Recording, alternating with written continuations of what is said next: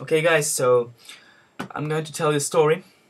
Yeah, a real story. So this story is dedicated to my fans, so I hope you like it. Yes, I hope you like it.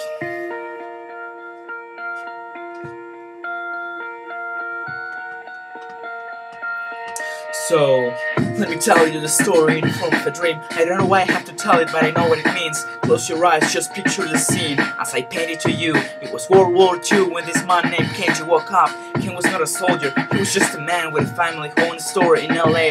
That day he crawled out of bed like he always did, bacon and eggs, with wife and kids.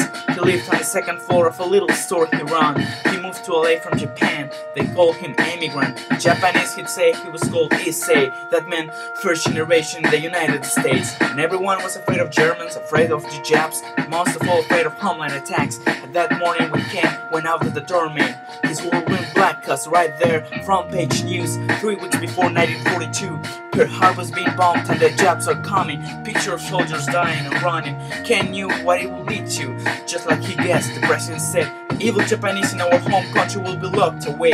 They gave Ken a couple of days to get his whole life back in 2 bags. Just 2 bags. Couldn't even pack his clothes.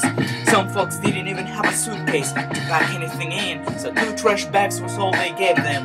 When the kids asked Mom, where are we going? Nobody even knew what to say to them. Ken didn't want to lie. He said, the US is looking for spies, so we have to live in a place called Manjinar, where the love of Japanese where people are. So stop it, don't look at that gun, man. You don't want to get the soldiers wondering if you're gonna run or not, because if you run, then you might get shot. Other than that, try to not think about it. Try to not worry about being so cruel. Someday we'll get out. Someday.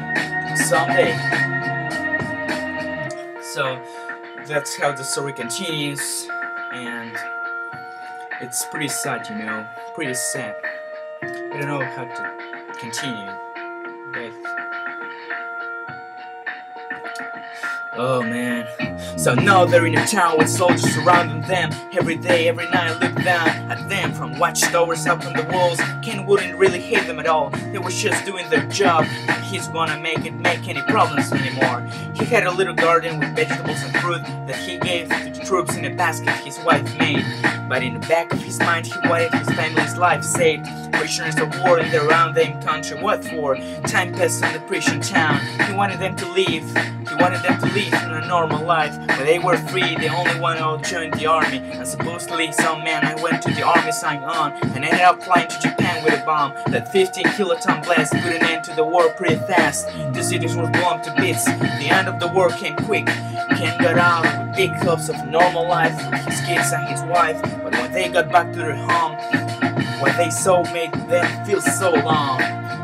Those people had trashed every room, smashed in the windows and dashed in the doors, written on the walls and the floor, Japs are not welcome anymore. And Kenji dropped both of his bags and his sides and just stood outside.